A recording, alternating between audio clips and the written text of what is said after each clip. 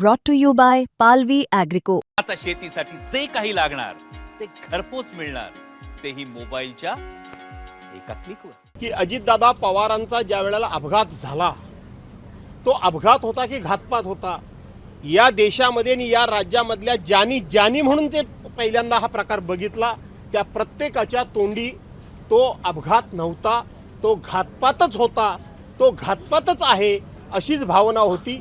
ती भावना या सगळ्यांच्या एकंदरीत आत्ताच्या बोलण्यावरून अधिक त्या ठिकाणी दृढ होते, अधिक भक्कम होते आणि अपघात झाला नव्हे तर घातपात झाला या विषयाला पुष्टी मिळते। असं आहे की हा विषय अत्यंत गंभीर आहे, हा विषय अत्यंत सेन्सिटिव्ह आहे आणि ह्या विषयामध्ये उथळ स्टेटमेंट करणं काही उचित नाही।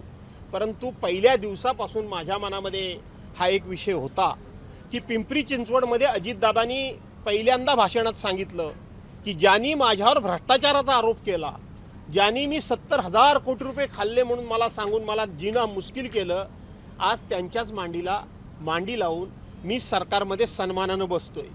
त्यानंतर सरकारी पक्षातल्या मंत्र्यांची स्टेटमेंट तुम्ही नजरेसमोर आणा। एका मंत्र्याने दिलेले अप्रत्यक्षपणे दम की तुमची अजून फाईल निकालात निघालेली नाही, तुमची अजून केस कोर्टामध्ये आहे, तोंडाला लगाम लावा वगैरे वगैरे वगैरे कोण कोण बोललं ते बघा। त्याच्यानंतर 15 जानेवारीला अजितदादांनी पुन्हा सांगितलं की माझ्याकडे भारतीय जनता पार्टीच्या फार मोठ्या भ्रष्टाचाराची फाईल आहे आणि आता ती फाईल माझ्याकडे आहे, हे अजितदादांचं स्टेटमेंट। त्यानंतर आता बाहेर पडलं की अजितदादाचा राष्ट्रवादी आणि पवार साहेबांचे राष्ट्रवादी ही एकत्र येत आहेत।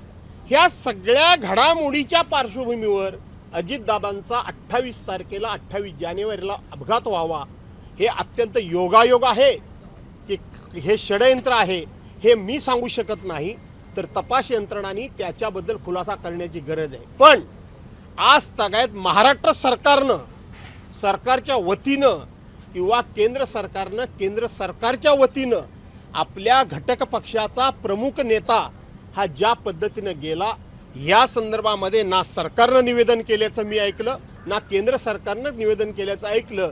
त्यामुळे दाल में कुछ तो काला है।